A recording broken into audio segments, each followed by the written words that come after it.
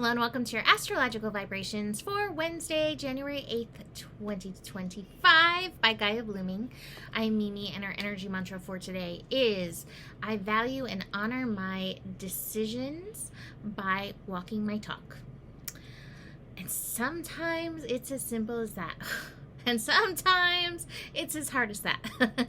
Walking our talk. So today we have Mercury moving into Capricorn. And like we've been exploring, Capricorn, part of the energy is the energy of responsibility and making decisions and making committed decisions. And in order to make a committed decision, you have to walk your talk. You have to follow through. And so with a really fast trip of Mercury through the sign of Capricorn, it'll be over before the month ends. Here's an opportunity to walk our talk, to follow through on what we decide.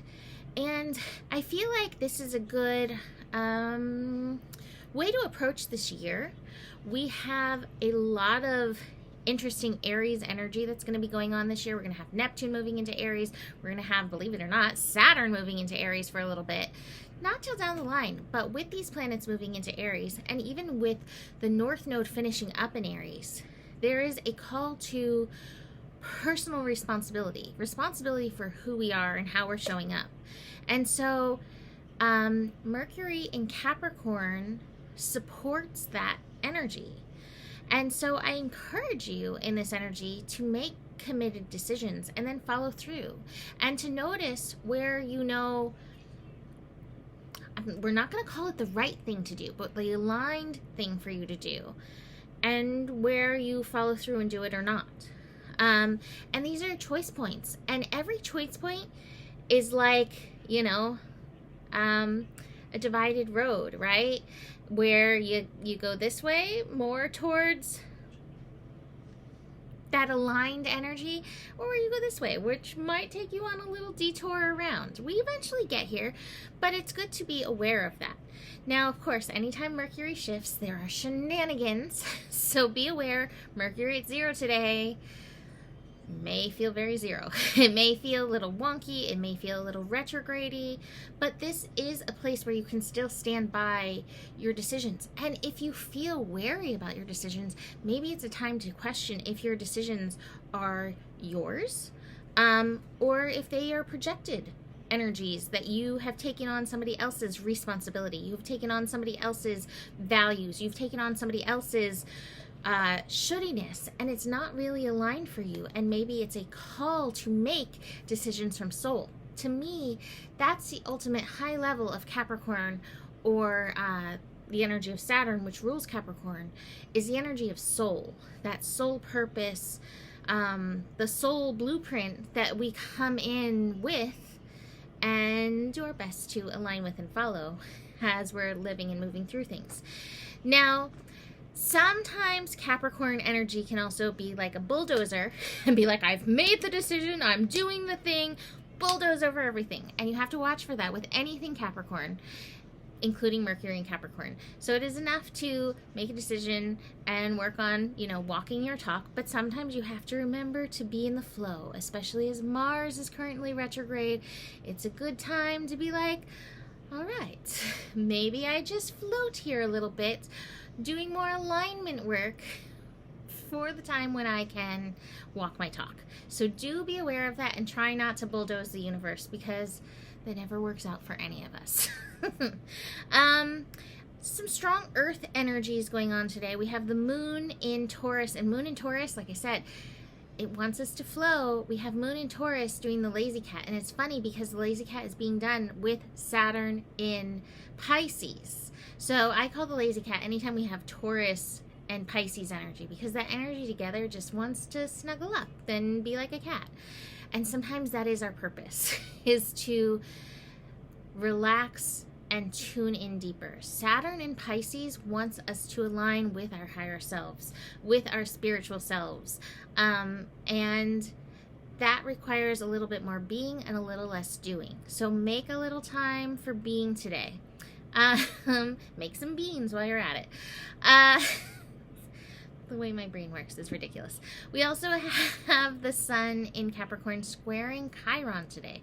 This is definitely an interesting energy and an interesting square.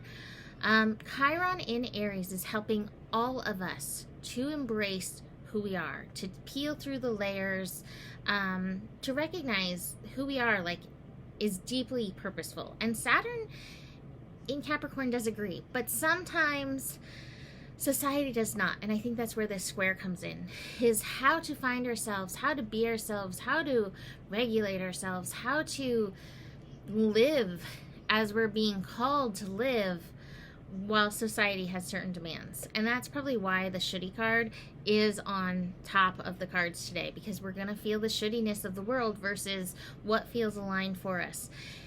That can be a conundrum, and I can't say that you're always gonna 100% be able to like honor what feels right within you, but at least bring your awareness to what's feeling right, and at least ask Spirit, God, universe for solutions, soul-led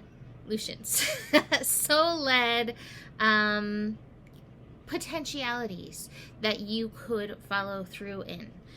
This energy could bring up some wounding around who you are, how tender you may feel being yourself in a world that's always told you to be different. So be very aware of that. These projection cards are feeling, or this projection card is feeling very potent in these energies. So do be very aware of that. We also have the sun and the moon in a trine. So that's nice. A trine is a helpful, supportive connection. But it might feel a little heavy, so just be aware if you're feeling heavy. And if it's feeling heavy, again, check how many other responsibilities, projections, any and all of that you have taken on, because chances are you're carrying more than your load, and it might be time to put some of that down to realign a little bit more with yourself. So let's look at these cards, and then I have a Rumi card. Lots of mind energy in here. We've got these 3 swords cards. So the burdens, watch your mind. I think that's part of Mercury and Capricorn too, is like the responsibility to know your mind, the responsibility to direct your mind. Your mind is not in charge.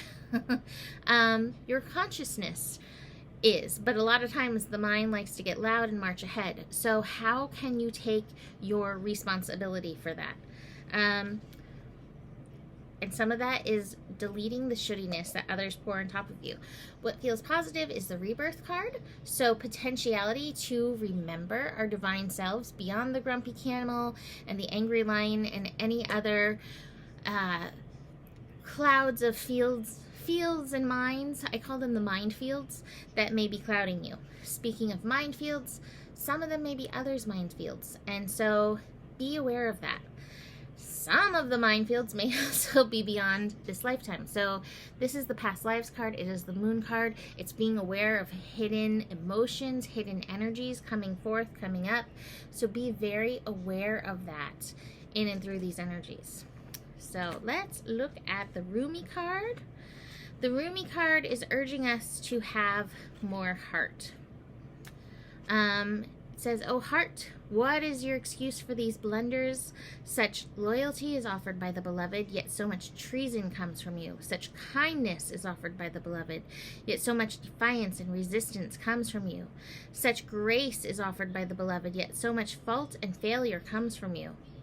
Such attraction is offered by the beloved with sweetness and generosity, yet so much jealousy comes from you with so much doubt and suspicion." And it says, "Be kind to your heart. You may believe it to be weary from doubt and distress. So much heartbreak, so many agonies, and yet it still beats. Still it persists with unquestioning allegiance to life. What a grand heart it is, this sacred heart of yours. How can it be worthy of anything other than tenderness, gratitude, acknowledgement, and appreciation? Do not plague your heart with falsehoods and expectations of some disembodied perfection. The perfection of your heart is that it loves still. Even if you try to stop it with some notion of self-protection from future hurt through doubt or fear, it still loves. It is perfection that it hopes. It is perfection that it hopes, even after despair. That it holds compassion this sentence not making sense to my brain. But it holds compassion even after experience of fear. So then what is left to do but breathe the grandest sigh of relief and allow yourself the essential luxury of peace within. So then everything is all right, even if at some moments it seems not to be. Still your heart beats in honor of life. The heart can be nurtured and coaxed into gentle acceptance of all that is, and the divine sight will become available to you. For now, take comfort in the oracle. Just for a moment, let your heart be honored and loved by you, and imagine that you can crack open a window in the dustiest chamber of your own heart temple to let the light of the divine stream in. You may see the angel reaching to assist you. You may receive the gift of understanding, insight, and revelation. You may feel peace, and you may finally allow your heart to break open more, to shed those old grievances and be free and fit and fresh to live and love again. Or you might quietly realize you're human, you are light and dark, of heaven and earth. What a perfect blend you are of all that can possibly be. You are an extraordinary, living, divine experiment in the making. And you are sacred, cherished, and loved by the great beloved. So do not fear your fear, but do doubt your doubt with compassion. Let it be and let it go. You are human after all, and your journey is beyond description. This oracle comes with special guidance. You are, or soon will be, seeing with greater clarity and insight a situation that has been obscured to you in the past. You may be startled by what you perceive, so much so that you second-guess yourself or chalk it up to the wild imagination on your part. But you are asked to trust your perceptions, that when they come from the heart, although what you perceive may be darkness, there will be no judgment in it. See what is truthfully there. Be in the compassionate nature of your heart, and you shall be shown the most graceful ways to become clear and free of darkness, either within yourself or within others or the world around you. And I'm going to read the sacred honoring ritual because it feels really beautiful. So place your hands on your heart and say the following. I love you. You are strong, brave, and powerful. You are gentle, vulnerable, and inspired. You are truth. You are insight, you are wisdom, you are life. I love you, and you are safe. You are the divine made flesh. You, my precious heart, my precious connection to life, I adore you. Thank you for loving. Let us open the inner window, let the stale emotions out, and breathe fresh life in now. For you are well, you are to be well, and thrive according to love's grace and wisdom. I trust in what you know and what you see, and in compassion I honor all perceptions of truth. So be it. So a little love for your heart, and I think that always helps to connect the heart and the mind and let them work in cahoots together for you. So gonna leave that there for today. You can book a reading with me. If you are wanting in on the year ahead readings, I would like to try to wrap those up by the end of January. So please reach out for that. Besides all that, the better it gets, the better it gets. There's more than enough love in the world for you. You have the power, and remember who you are, for you are the solution. Namaste.